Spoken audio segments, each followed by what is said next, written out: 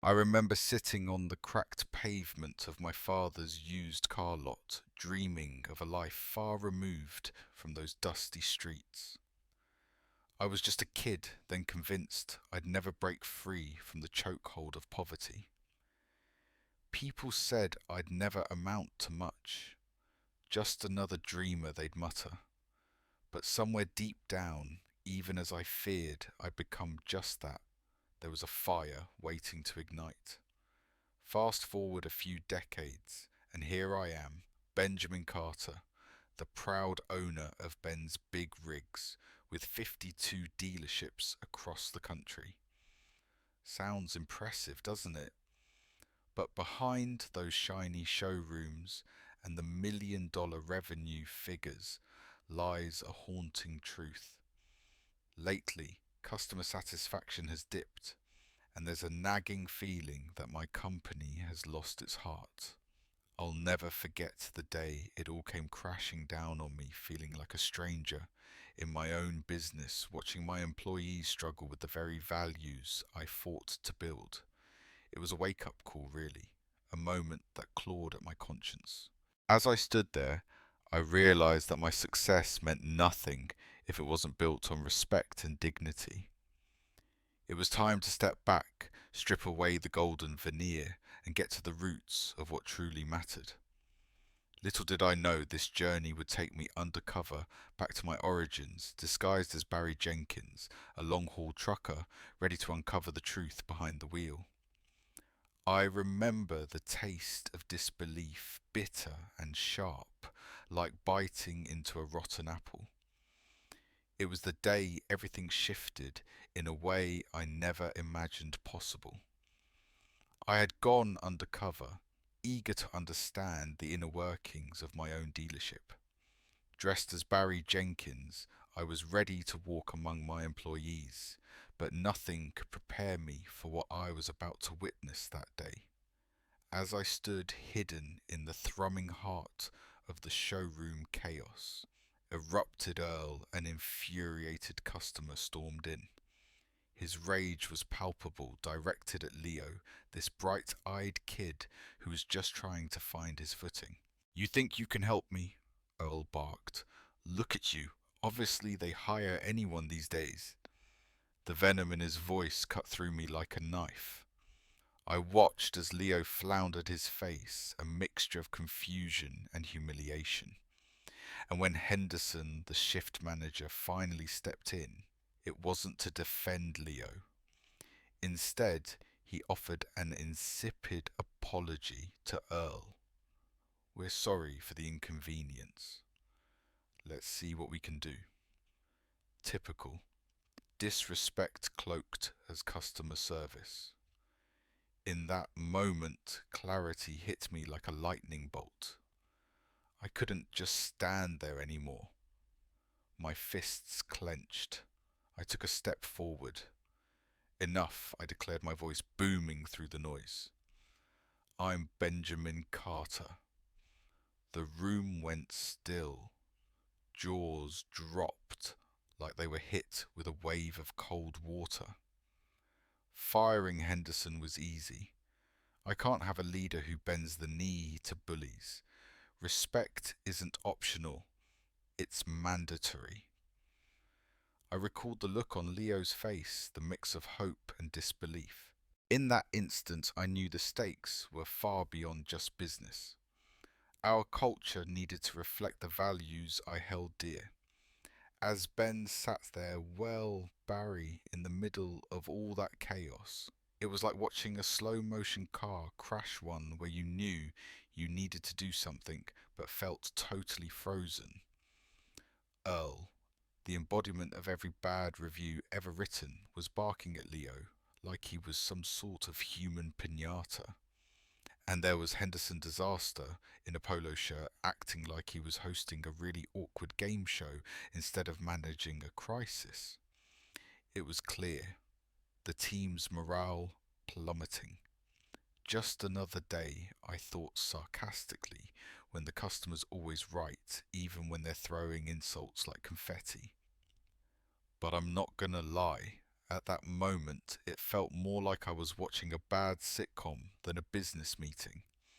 And here I was, just trying to blend in, hoping someone would throw me a bone instead of a fat slice of reality pie. Spoiler alert, it was not happening.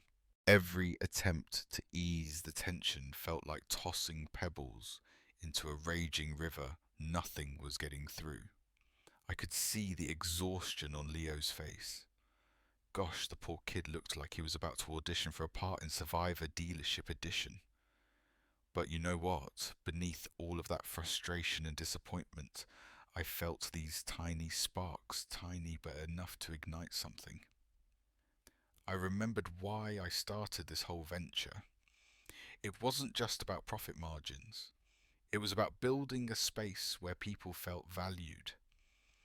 Funny how life has a way of slapping you in the face when you forget that, huh? So while it felt like a perfect storm of absurdity, panic, and excruciating awkwardness, there was this undeniable urge to fight back. Not just against Earl, but against complacency and the very culture I'd let creep in without realizing it. Because sometimes, before you can rebuild from zero, you have to face the messy truth of what needs fixing, even when it's tough to look at.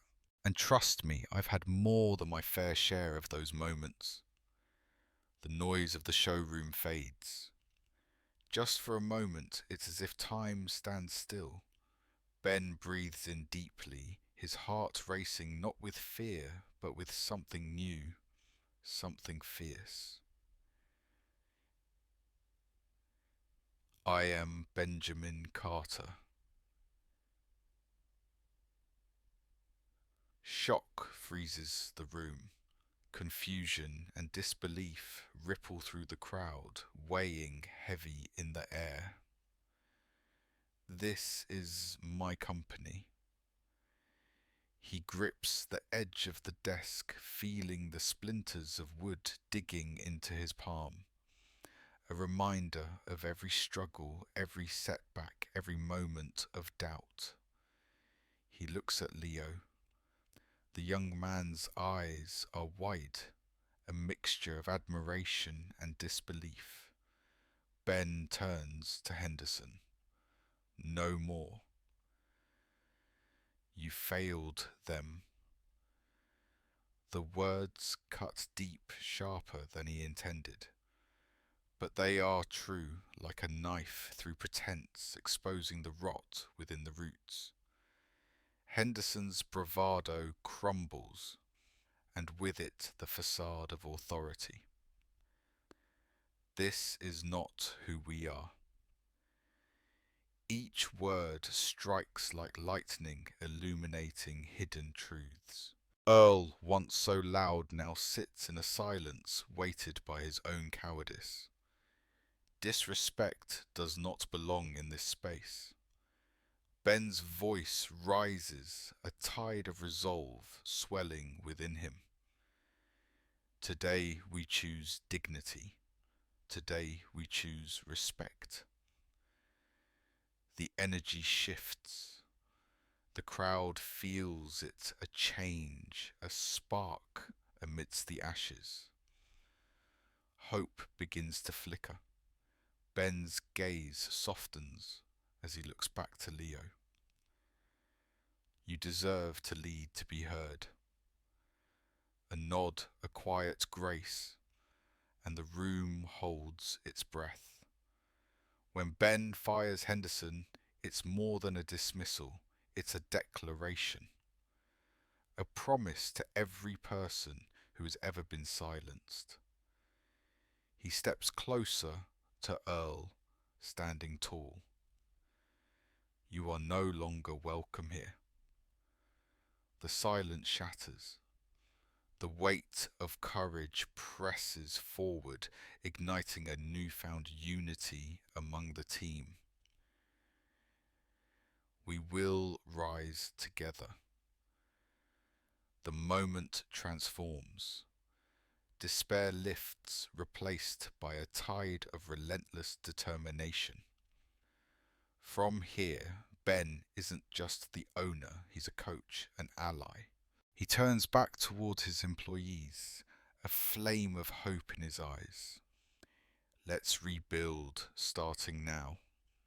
And with that, the fear that once loomed so large begins to fade, replaced by a collective strength that whispers promises of a brighter future.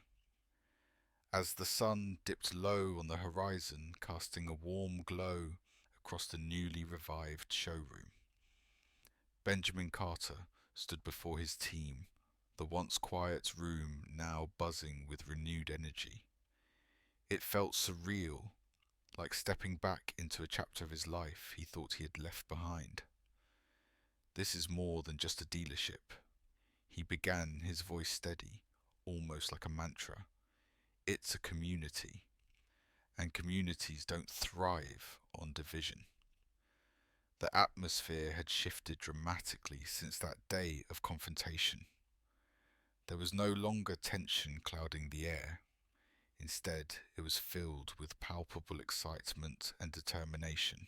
Leo, the timid newcomer he had so closely observed, now stood proudly at his side, badge gleaming under the lights, embodying hope and potential in this thriving environment.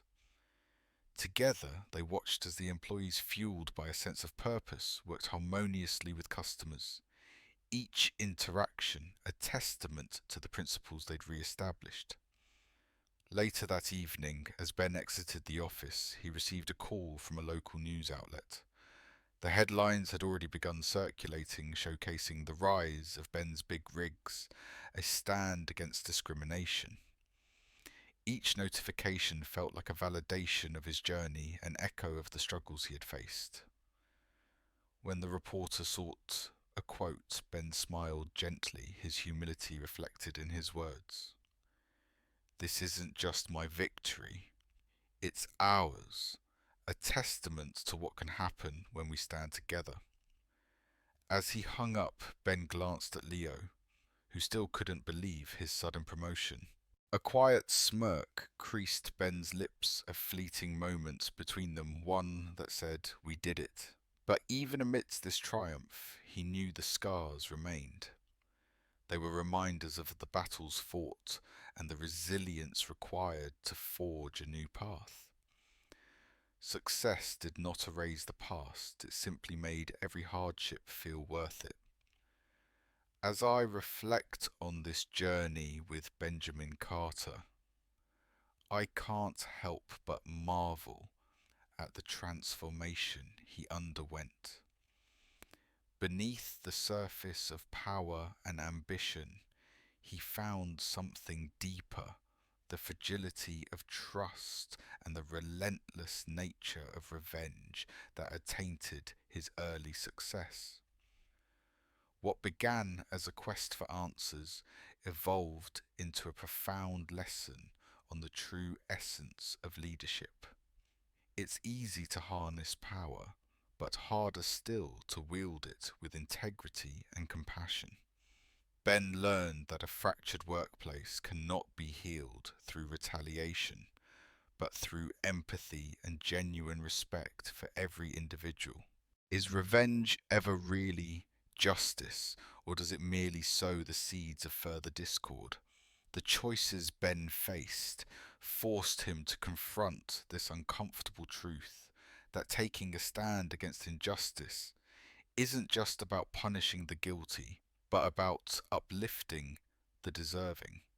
In choosing to empower Leo, instead of succumbing to the easy path of vengeance against Earl or dismissing Henderson's failings, he redefined success not just for himself, but for everyone in his dealership.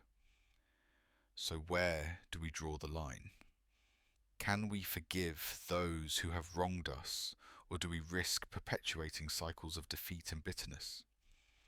Perhaps our greatest triumph lies not in revenge, but in our ability to inspire change, even when it's difficult. Let's continue this conversation. What do you think, is revenge a justified response? Or is it merely a reflection of our own weaknesses? Share your stories and insights in the comments below. I can't wait to hear your perspectives.